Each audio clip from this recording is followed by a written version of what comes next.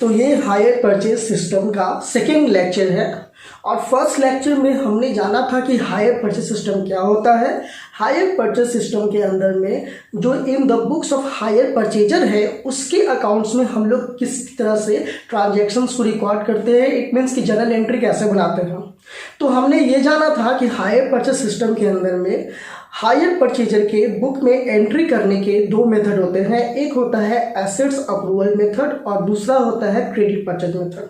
तो assets approval method हम लोग पिछले लेक्चर में देख चुके हैं, अगर किन्हीं ने वीडियो नहीं देखा है तो जाकर देख सकते हैं। दूसरा है क्रेडिट परचेज मेथड। तो आज जो हम लोग पढ़ेंगे वो क्रेडिट परचेज मेथड पढ़ेंगे और उसके बाद हम लोग in the books of hire vendors के अंदर में हायर वेंडर्स के अंदर बुक्स ऑफ अकाउंट्स में किस तरीके से हम लोग एंट्री पास करेंगे वो हम लोग जानेंगे। इसके बाद जो हमारा नेक्स्ट वीडियो होगा वो प्रैक्टिकल प्रॉब्लम्स से रिलेटेड होगा, जिसमें हम लोग प्रैक्टिकल प्रॉब्लम सॉल्व करेंगे, यानी कि हायर परचेज सिस्टम के अंदर में डिफरेंट टाइप्स ऑफ क्वेश्चंस होते हैं, उसे कैसे सॉल्व करेंगे उसके बारे में जानेंगे। और हम लोग साथ ही कोशिश करेंगे कि इसी अकाउंट में हम लोग नेसेसरी लेजर अकाउंट्स भी सॉल्व करना सीख जाए। अगर नहीं हो पाया इस वीडियो के अंदर में तो हम लोग नेक्स्ट वीडियो में नेसेसरी लेजर अकाउंट्स भी ओपन करना सीखेंगे।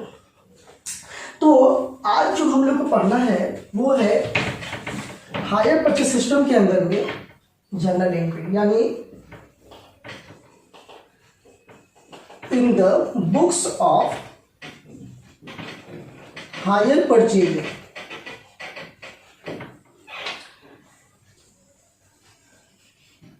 हम लोग सारा इंट्रोडक्शन वगैरह पिछले लेक्चर में ले चुके हैं, इसमें इस वीडियो में सिर्फ जर्नल एंट्री है। तो in the books of hire purchases कौन सा credit purchase method. Credit purchase method क्या है और एसेट्स अप्रूवल मेथड क्या है, इन दोनों के बीच में क्या डिफरेंस है, पहले इसको समझते हैं। एसेट्स अप्रूवल मेथड के बारे में हम लोगों ने पिछले बार बताया था कि क्यों ये अलग अलग मेथड यूज किया जाता है। तो मैं फिर से इन शॉर्टली एक बार बता दूं कि एसेट्स अप्रूवल मेथड के अंदर में हायर परचेजर ये कॉन्सेप्ट लेके चलता है कि जैसे जैसे वो एसेट्स का प्राइस पे करेगा वो ये मान के चलेगा कि उसके बिजनेस में एसेट्स की वैल्यू उतनी ही बढ़ती जाएगी और उतना उसके एसेट्स की वैल्यू बिजनेस के अंदर में होता चला जाएगा। जैसे मान लो 50,000 के एसेट्स है, शुरू में उसने क्या किया हायर परचेजर ने कि 10,000 डाउन पेमेंट किया, तो वो क्या मान के चलेगा हायर परचेजर कि उसके पास एसेट्स की वैल्यू कितनी है 10,000 की। फिर वो 5,000 और जब पे करेगा तो 5,000 जब और इंस्टॉलमेंट पे करेगा तो अब वो मान के चलेगा कि हमारी एसेट्स की वैल्यू क्या हो गई 15,000 हो गई। तो ये जो कॉन्सेप्ट लेके चला जाता है और इस कॉन्सेप्ट को ध्यान में रख के जब हम लोग जर्नल एंट्री पास करते हैं तो इस मेथड को हम लोग कहते हैं एसेट्स अप्रूवल मेथड। अब दूसरा जो आज हम लोग को पढ़ना है वो क्रेडिट परचेज मेथड। वो क्रेडिट परचेज मेथड के अंदर में क्या कहा जा रहा है, ये इसके पीछे क्या कॉन्सेप्ट है। तो इसके पीछे हायर परचेजर का ये कॉन्सेप्ट होता है जिसके अंदर में हायर परचेजर ये मान के चलता है कि जिस समय भी उसके पास एसेट्स आती है, जिस समय भी उसके पास एसेट्स आ रही है, परचेज कर रहा है, एग्रीमेंट हो रहा है, वो उसी समय मान के चलता है कि वो पूरा का पूरा एसेट्स उसके बिजनेस के अंदर में आ चुका है और इसलिए उसे वो क्रेडिट परचेज मेथड नाम देता है, क्योंकि उसने ये मान के चला है कि हमने उधार एसेट्स खरीदा है और पूरा एसेट्स हमारे बिजनेस के अंदर में आ गया। जैसे एसेट्स अप्रूवल मेथड के अंदर में हम लोग क्या जानेंगे कि हमारा जो एसेट्स धीरे धीरे इंक्रीज कर रहा है और यहाँ पे है कि इसके अंदर में हमारा एसेट्स एक ही बार आ गया। अगर 50,000 है तो वो मान के चलेगा 50,000 का एसेट्स हमारा हो चुका है। तो ये दोनों डिफरेंस है और इन्हीं दोनों डिफरेंस को ध्यान में रखते हुए हम लोग जर्नल एंट्री सॉल्व करते हैं। तो एसेट्स अप्रूवल मेथड के अंदर में क्या करते हैं, कैसे करते थे, ये हम लोगों ने पिछले वीडियो में देख रखा है। आज हम लोग क्रेडिट परचेज मेथड के अंदर में किस तरीके से जर्नल एंट्री पास करेंगे वो देखेंगे। तो सबसे पहला जो होगा वो होगा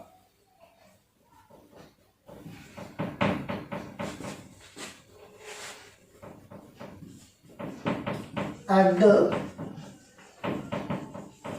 time of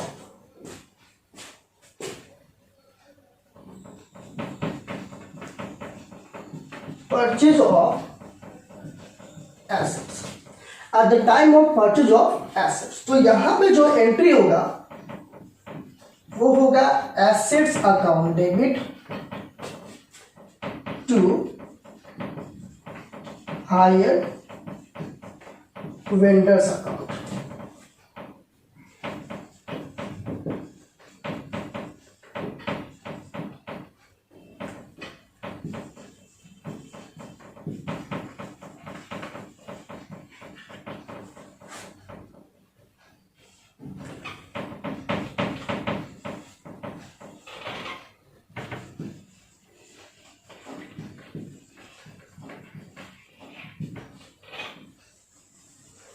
ये सबसे पहला एंट्री, यानी ये क्यों कर रहे हैं, तो eight the time of purchase of assets. अब यहाँ पे जैसे अभी हमने बताया कि एसेट्स अक्रूवल मेथड के अंदर में ये एंट्री नहीं होता था।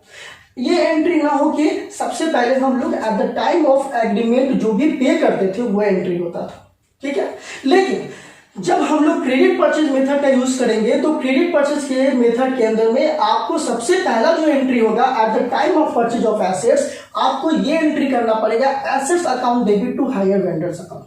अब इस एंट्री को याद कैसे रखें, समझे कैसे कि ये क्या है, तो उसके लिए आप ये दिमाग में रखिए कि यानी कि क्रेडिट परचेज मेथड के अंदर में हायर परचेजर का कॉन्सेप्ट क्या होता है।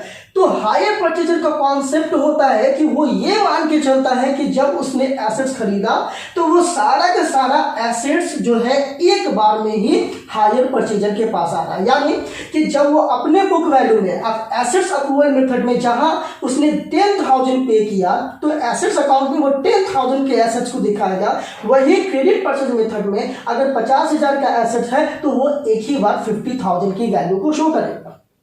ये होता है। तो यानी कि इट मीन्स कि हम लोग क्या मान के चल रहा है क्रेडिट परचेज मेथड के अंदर में कि एसेट्स हम लोग खरीद रहे हैं, क्रेडिट पे खरीद रहे हैं, यानी उधार खरीद रहे हैं, ये कॉन्सेप्ट लेके चलता है यहाँ पर। और एसेट्स अक्रूवल मेथड में वो एसेट्स जैसे जैसे एक्वायर करेगा वैसे वैसे, यानी वैल्यू जैसे जैसे पे करेगा वैसे वैसे उसकी एसेट्स की वैल्यू बढ़ती जा रही है। तो यहाँ पे एसेट्स अक्रूवल मेथड में ये कॉन्सेप्ट तो आता नहीं है कि उधार वाली बात तो होती नहीं है। क्यों भाई? क्योंकि 10,000 डाउन पेमेंट किया तो वो अपने एसेट्स अकाउंट में 10,000 दिखाएगा कि 10,000 की एसेट्स की वैल्यू बढ़ी है। अगर 5,000 और पे करेगा तो फिर 5,000 और बढ़ा के दिखाएगा। तो यानी कि यहाँ पर तो वो क्रेडिट कर नहीं रहा है, उधार हो नहीं रहा है।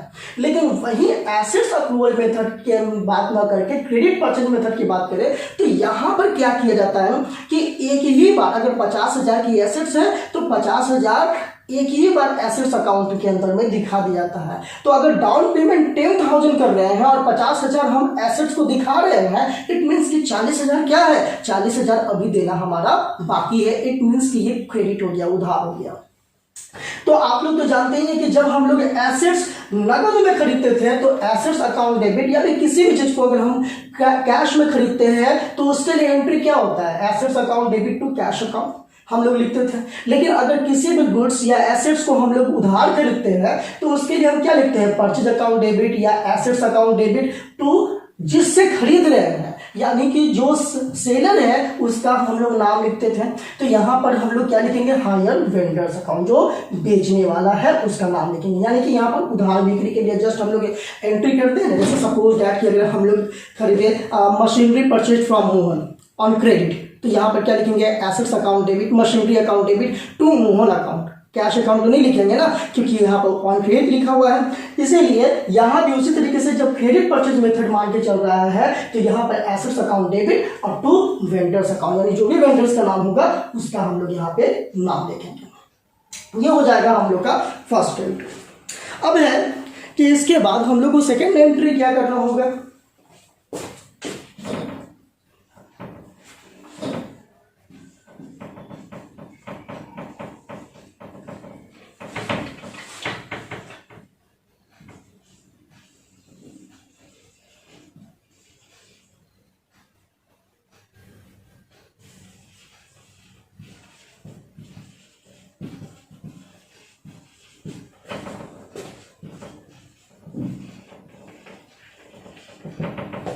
सेकेंड एंट्री जो हम लोग करेंगे वो on payment of cash at the time of agreement. यानी कि शुरुआत में इंस्टॉलमेंट हम लोग कुछ पे करते हैं, तो इंस्टॉलमेंट कुछ पे करेंगे, यानी पहला जो इंस्टॉलमेंट अगर at the time of agreement ही पे करें, अगर हम लोग पहला इंस्टॉलमेंट या फिर कोई down payment at the time of agreement ही करें, तो वो हम लोग उसी डेट को कर रहे हैं जिस समय वो एसेट्स की एग्रीमेंट साइन हो रही है।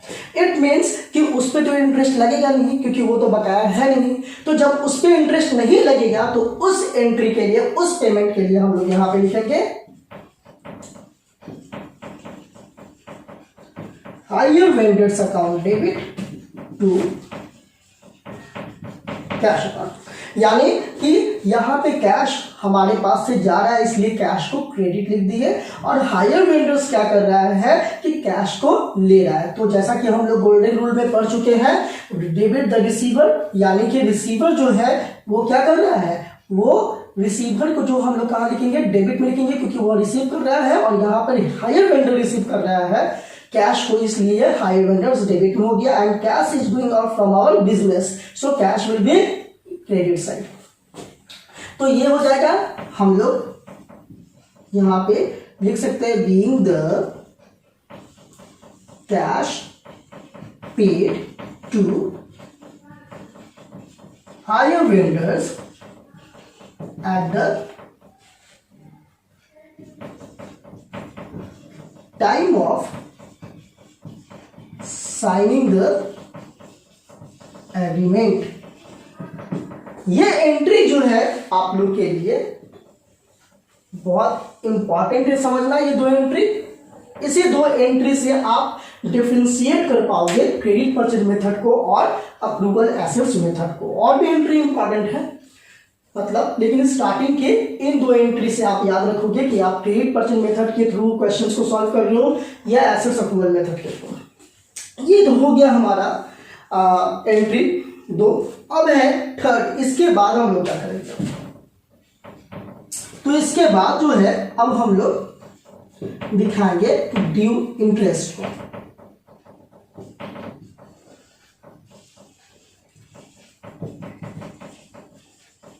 इंटरेस्ट अब चूंकि क्या है, अब हम लोग क्या करेंगे, इंस्टॉलमेंट पे करेंगे इसके बाद।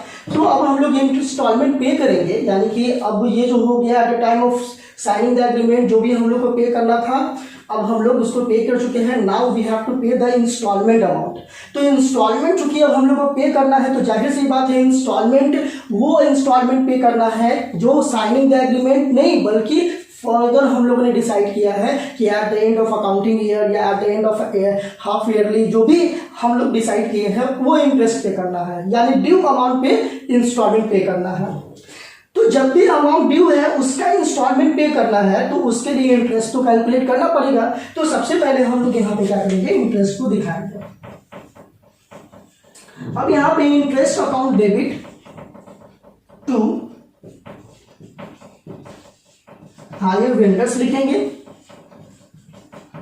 इस मेथड के अंदर में हम लोग इंटरेस्ट को सेपरेटली दिखाएंगे, यानी कि प्रिंसिपल अमाउंट अलग और इंटरेस्ट को अलग नहीं दिखा के अलग दिखाएंगे। बीइंग द इंटरेस्ट ड्यू, ठीक है। अब यहां पे क्या हो गया, इंटरेस्ट हायर परचेजर के लिए ये इंटरेस्ट जो है एक्सपेंस के रूप में है और हायर वेंडर्स लायबिलिटीज के रूप में है। तो यहाँ पे एक्सपेंस इंक्रीज कर गया, खर्च इंक्रीज कर रहा है, तो उसे हम डेबिट में दिखा दिया।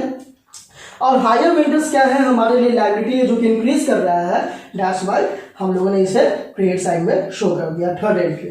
Now we have to pass fourth entry. अब हम लोगों ने क्या किया, this is the for the recording in the assets account.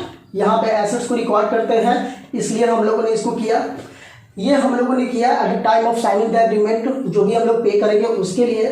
Third, हम लोग इंटरेस्ट ड्यू दिखाने के लिए, नाउ वी हैव टू पे द इंस्टॉलमेंट। सो जब भी हम लोग इंस्टॉलमेंट पे करेंगे उसके लिए क्या होगा, तो इंस्टॉलमेंट किसको पे करेंगे भाई, for payment of installment money. So यहां पे लिखेंगे हम लोग किसको पे करना है भाई, हायर वेंडर्स को। तो हायर वेंडर्स क्या करेगा, रिसीव करेगा। तो जो भी रिसीवर होता है उसे डेबिट में लिखते हैं, और कैश हमारे पास से क्या होगा, जाएगा, तो जो भी हमारे पास से जाता है उसे क्रेडिट में लिखेंगे। यहां पे लिखेंगे बीइंग द इंस्टॉलमेंट पे। ओके, ये हम लोग कर लेते हैं। ये हो गया हम लोग का फोर्थ एंट्री, जो कि हम लोग इंस्टॉलमेंट पे करने के लिए दिखाया। अब है कि इसके बाद कौन सा एंट्री करेंगे, तो उसके बाद जो हम लोग को एंट्री करना है वो ये कि जैसे पिछले मेथड में हम लोगों ने क्या किया था, डेप्रिसिएशन को चार्ट करके दिखाया था। क्यों भाई, तो डेप्रिसिएशन हम लोग के द्वारा यूज किया जा रहा है, इट मीन्स कि डेप्रिसिएशन हमें दिखाना है। तो हम लोग एंट्री करेंगे depreciation account debit to assets account. ये क्यों भाई, तो जैसा कि एसेट्स का यूज हमारे द्वारा किया जा रहा है, तो एसेट्स जब हमारे द्वारा यूज किया जा रहा है तो हमारी एसेट्स अकाउंट हम लोग ओपन करके रखे हैं। अब हम लोग जब एसेट्स अकाउंट यहाँ पे खोल के रखे हैं तो उसमें एसेट्स की वैल्यू कम भी होती चली जाएगी जब उसके अंदर में डेप्रिसिएशन होता चला जाएगा। तो इसके लिए हम लोग को डेप्रिसिएशन अकाउंट ओपन करना पड़ेगा, और उसके लिए हम लोग डेप्रिसिएशन चार्ज करेंगे। जो भी होगा यहाँ पे चार्ज के अमाउंट को लिखा जाएगा, बीइंग द डेप्रिसिएशन चार्ज। आप लोग अपने हिसाब से भी डायरेक्शन लिख सकते हो। एंड जो छठा होगा वो क्यों होगा, so now we have to close the books of accounts. जब हम लोग को क्या करना है, अब बुक्स ऑफ अकाउंट्स क्लोज करना है। It means we have to prepare the final account, because through the final account the books of accounts of during the current year is closed. यानी कि हम लोग जब भी जो होता है, जो भी बुक्स ऑफ अकाउंट्स होते हैं, वो लोग फाइनल अकाउंट बनाने के बाद फाइनल अकाउंट के थ्रू हम उसको क्लोज करते हैं। तो यहाँ पे हम लोग देख पा रहे हैं कि we have two type of expenses which we have to transfer into the PL account, that is interest and depreciation. ये दो तरह के एक्सपेंसेस हैं जिसे हम लोग को पीएल अकाउंट पे ट्रांसफर करना है। तो हम लोग क्या करेंगे, दोनों ही एक्सपेंस है। So profit and loss account debit to interest account to depreciation account. ये हम लोग being the interest and depreciation transfer to PL account. आप लोग चाहो तो अलग अलग भी दिखा सकते हो, PL account debit to interest account and again PL account debit to depreciation account. ये चीजें हो गए। तो ये हमारा हो गया जनरल एंट्री, जिसे हम लोग in the books of hire purchase करते हैं। और किस मेथड के थ्रू, तो क्रेडिट परचेज मेथड के थ्रू। अब हम लोग क्या करेंगे कि इसके बाद भी कोई एंट्री होगी, तो बिल्कुल होगी। अब यहाँ पे क्या है कि जैसा कि हम लोगों ने जान लिया यहाँ पे कि जो भी हम लोग यहाँ पे एंट्री कर रहे हैं, तो ये फर्स्ट एंट्री किसके लिए कर रहे हैं, जो भी हमारा एसेट्स के अंदर में आ रहा है उसके लिए। तो ये हो जाएगा स्टेप फर्स्ट। सेकेंड एंट्री क्या है, आप लोग को जब हम लोग eight the time of signing the agreement जो भी हम लोग करेंगे उसके लिए, तो दूसरा एंट्री जो होगा आप लोग को ये करना होगा। अब जो है तीसरा जो एंट्री है स्टेप 3, इंटरेस्ट ड्यू दिखाएंगे।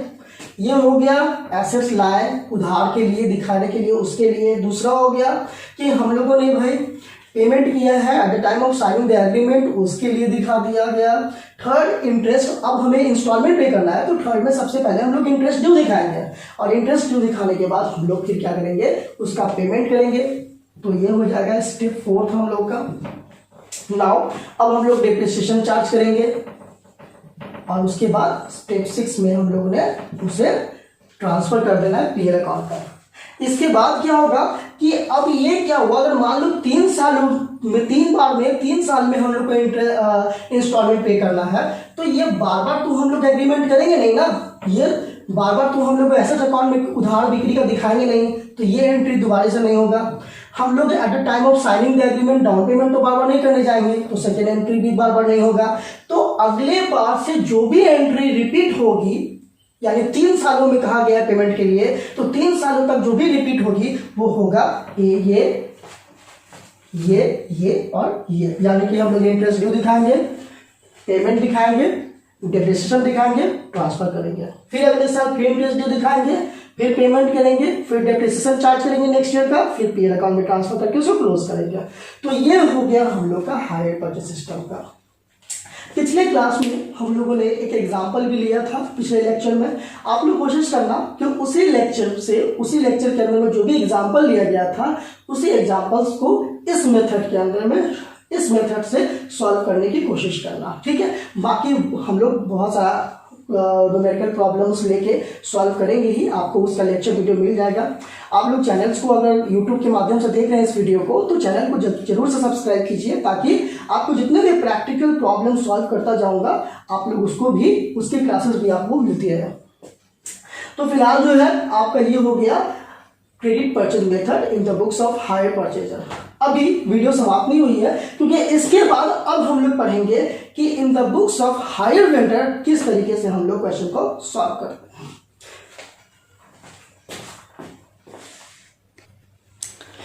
चलिए, तो अब हम लोग को देखना है कि in the books of hire vendor general entry कैसे की जाती है। तो आइए, इन द बुक्स ऑफ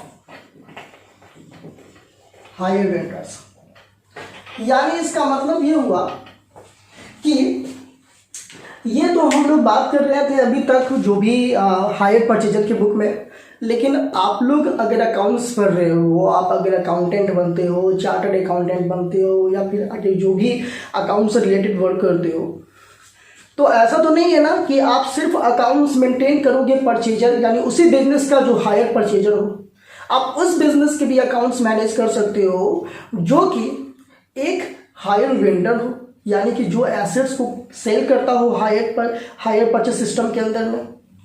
तो उसके लिए आपको हायर वेंडर्स अकाउंट की भी जनरल एंट्री को समझना बहुत इंपॉर्टेंट है। और साथ ही ज़्यादा से ज़्यादा जो नेसेसरी लेजर अकाउंट्स ओपन होंगे वो हायर वेंडर्स के अंदर में ही होता है, इसलिए यह जनरल एंट्री और इम्पॉर्टेंट हो जाता है। चलिए, तो स्टार्ट करते हैं। सबसे पहले जो एंट्री हम लोग करने जा रहे हैं, सबसे फर्स्ट एंट्री जो करेंगे वो क्यों करेंगे, तो जैसा कि पिछले क्लास हम लोगों ने पिछले क्लास और अभी की थोड़ी देर पहले हम लोगों ने जाना कि हम लोग क्या कर रहे हैं कि पहले क्रेडिट परचेज को दिखाते हैं, यानी कि हमने उधार बेचा है और उसके बाद हम लोगों ने उधार खरीदा है, उसके लिए क्रेडिट परचेज को दिखाते हैं। अभी दिखाया मैंने जैसे कि हायर परचेज सिस्टम के अंदर में। तो आपको ये सबसे पहले ध्यान रखना होगा कि अगर क्रेडिट परचेज मेथड हो या फिर एसेट्स अप्रूवल मेथड हो, दोनों ही मेथड में आपका हायर वेंडर्स के अकाउंट में सेम वे में जनरल एंट्री पास किया जाएगा, इसमें चेंजेस नहीं होगा। तो सबसे पहले लिखेंगे, तो पहला जो हम लोग का स्टेप है, फर्स्ट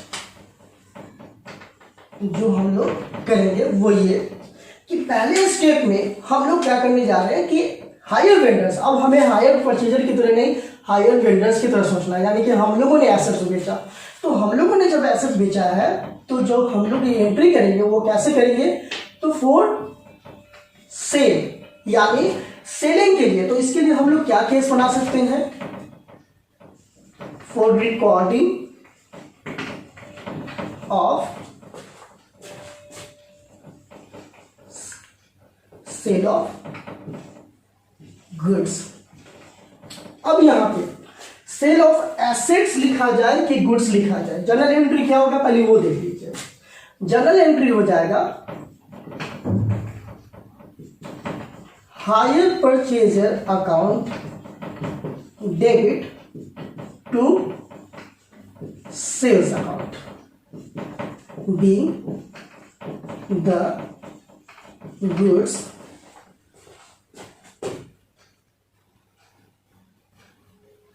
sold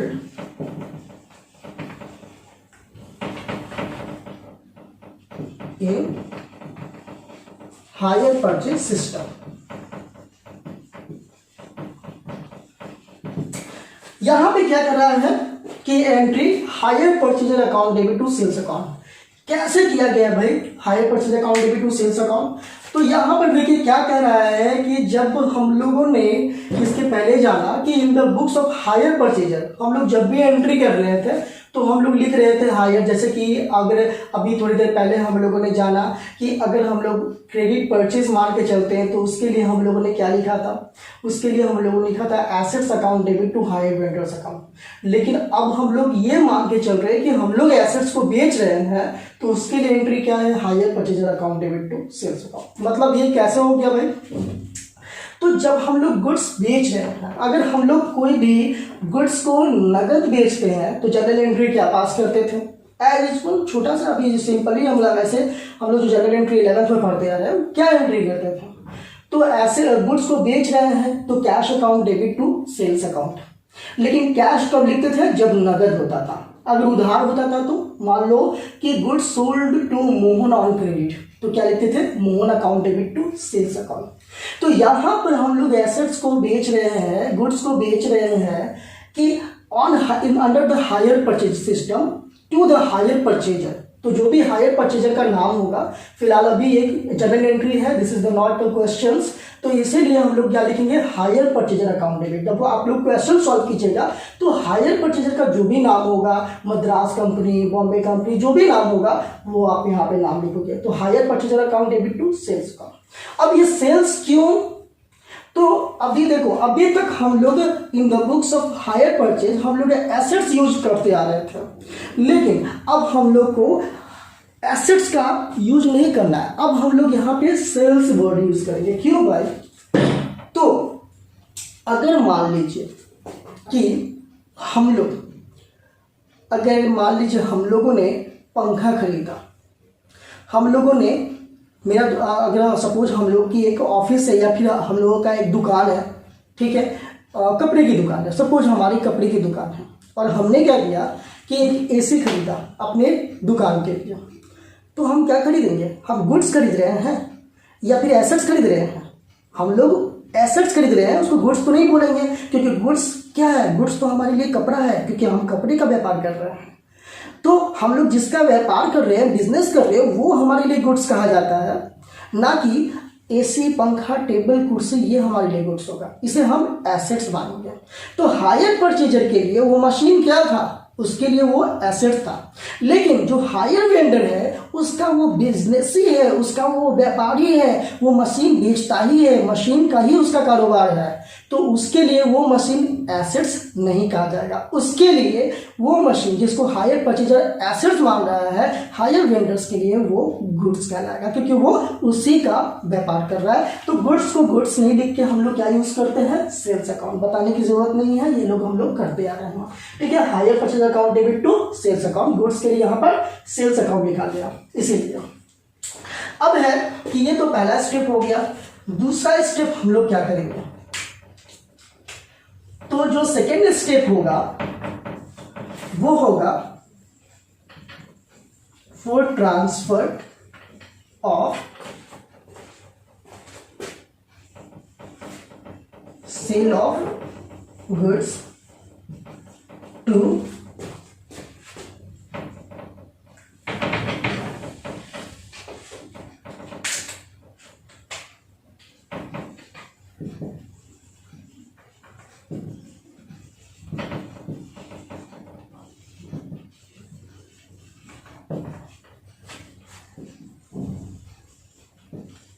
ट्रेडिंग अकाउंट, ठीक है।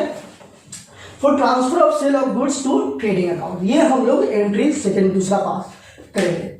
ये क्यों करेंगे, तो जैसे कि जब भी हम लोग अगर बिजनेस का फाइनल अकाउंट बनाते हैं, कोई भी सामान बेचते हैं, तो आप देखते होंगे अगर आप लोग कोई क्वेश्चन सॉल्व कर रहे हो जिसके अंदर में आपको फाइनल अकाउंट बनाना है, तो आप अपने, यानी कि अगर आपका मैन्युफैक्चरिंग बिजनेस है, आप जाहिर सी बात है आप मशीन बेच रहे हो, तो मशीन बेच रहे हो तो उसके लिए आपको क्या करना पड़ेगा, eight the end of accounting year आप ट्रेडिंग और पीएल अकाउंट बनाओगे।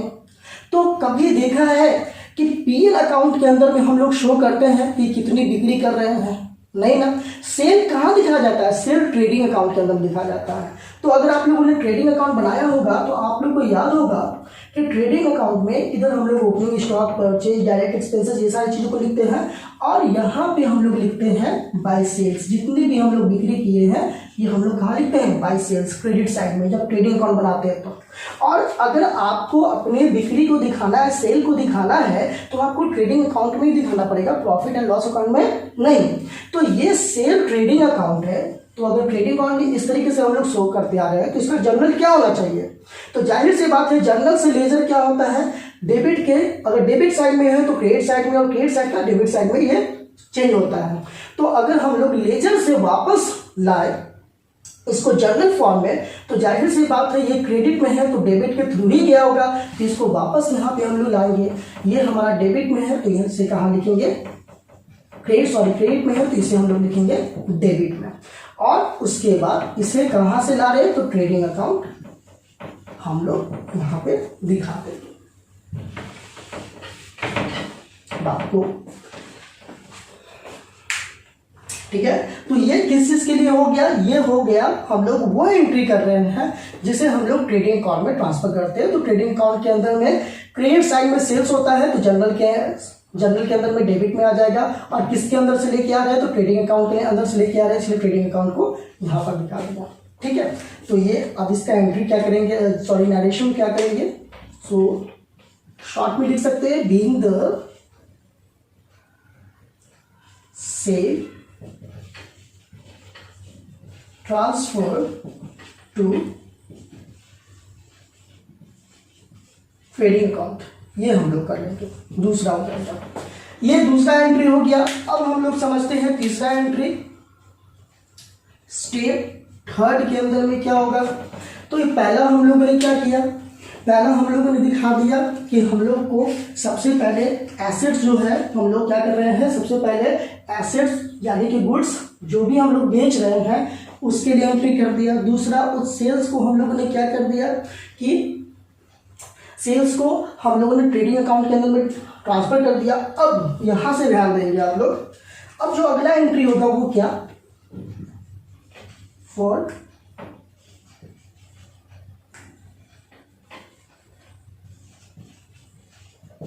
Receipt of cash. अब ये कैश रिसीव क्यों कर रहे हैं भाई? तो वो इसलिए कि जैसे अभी तक हम लोगों ने जाना है कि हायर परचेजेस के बुक में अगर हम लोग क्वेश्चन को जर्नल एंट्री को पास कर रहे थे तो हम लोग दिखाते थे ना कि at the time of agreement हम लोग कुछ डाउन पेमेंट करते थे, इंस्टॉलमेंट पे करते थे। तो अगर हम लोग पे कर सकते हैं, अगर हायर परचेजर पे करता है तो वो हायर वेंडर उसी अमाउंट को क्या करता है? रिसीव करता है। तो पे करने के लिए जब हायर परचेजर के बुक में पे करने के लिए हम लोग एंट्री पास करते थे तो उसी सिचुएशन में हायर वेंडर उसे रिसीव करने के लिए एंट्री पास करता था। तो हायर वेंडर के पास क्या हो रहा है? कैश आ रहा है, तो हम लोग क्या लिखेंगे? Cash account debit. कौन दे रहा है? तो hire purchaser. Who is giver? Hire purchaser. तो गिवर को कहाँ लिखते हैं? क्रेडिट में लिखेंगे being the cash received at the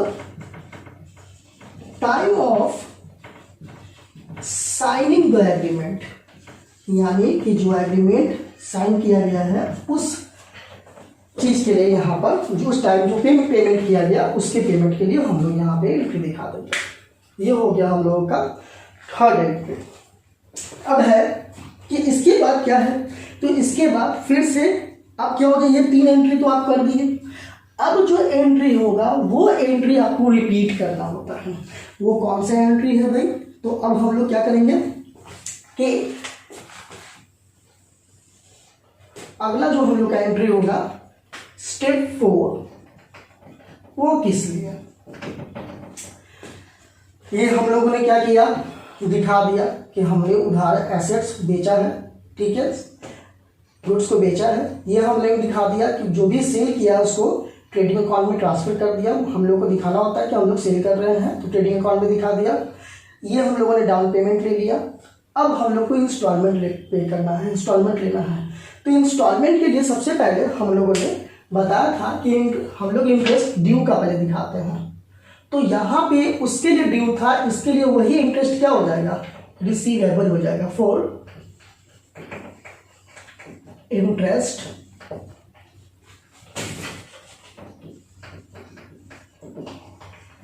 receivable of interest. अगला जो एंट्री हो जाएगा वो हो जाएगा for receivable of interest, interest को रिसीव करने के लिए। तो यहाँ पे किससे इंटरेस्ट रिसीव किया जाएगा, तो हायर परचेजर से। तो यहाँ पे लिख देंगे hire purchaser account debit to interest account. Narration लिख सकते हैं बीइंग द इंटरेस्ट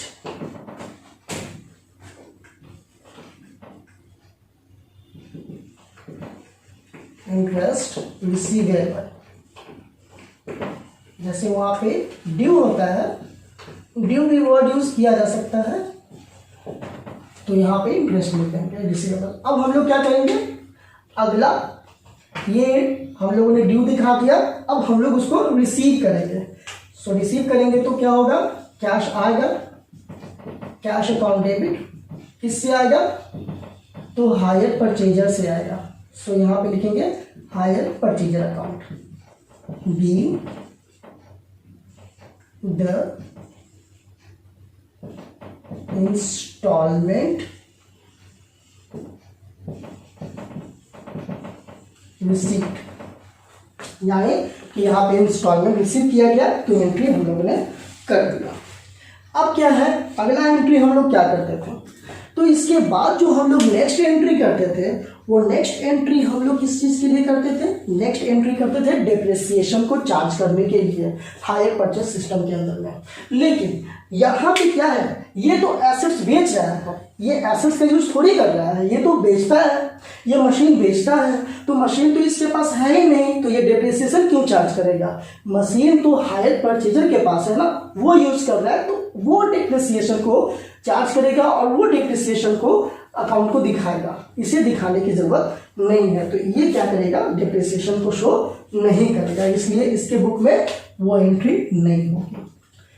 तब कौन सा एंट्री हो जाएगा, तो eight the end of accounting year अब हम लोग क्या करेंगे, जो भी एक्सपेंसेस होते थे उसको हम लोग पीएल में ट्रांसफर करते थे। इसके लिए क्या हो गया, एक्सपेंस तो नहीं है बल्कि इसके लिए इंटरेस्ट इनकम है, तो यहाँ पे हम लोग इनकम को ट्रांसफर करने के लिए दिखाएंगे for transfer of interest into PL account. तो उसके लिए एंट्री क्या हो जाएगा, यानी कि इंटरेस्ट इनकम है तो पीएल में ट्रांसफर करने के लिए इसका एंट्री हो जाएगा interest account debit to PL account being the transfer of interest into the PL account। अब यहाँ पे क्या हो गया, पहला एंट्री हम लोग को एक बार करना है, ये एंट्री एक बार करना है, ये एंट्री एक बार करना है। अब उसके बाद से इंस्टॉलमेंट जो अभी हम पे करेंगे, यानी 3 साल के लिए अगर पे करना है तो तीनों साल हम लोग बार बार रिपीट जो करेंगे जनरल एंट्री वो ये। सबसे पहले इंटरेस्ट रिसीव करना है, उसके लिए ड्यू के लिए हम लोग एंट्री करेंगे, उसके बाद जब रिसीव करेंगे इंस्टॉलमेंट मनी उसके लिए करेंगे, और फिर उसके बाद हम लोग अकाउंट को क्लोज करेंगे तो इंटरेस्ट के अमाउंट को पीएल में ट्रांसफर करने के लिए एंट्री करेंगे। ये एंट्री 3 साल में अगर पे करना है, इंटरेस्ट इंस्टॉलमेंट लेना है तो 3 साल तक रिपीट करेंगे, 4 सालों में लेना है तो 4 साल तक रिपीट करेंगे। ये हो गया हमारा in the books of hire vendors.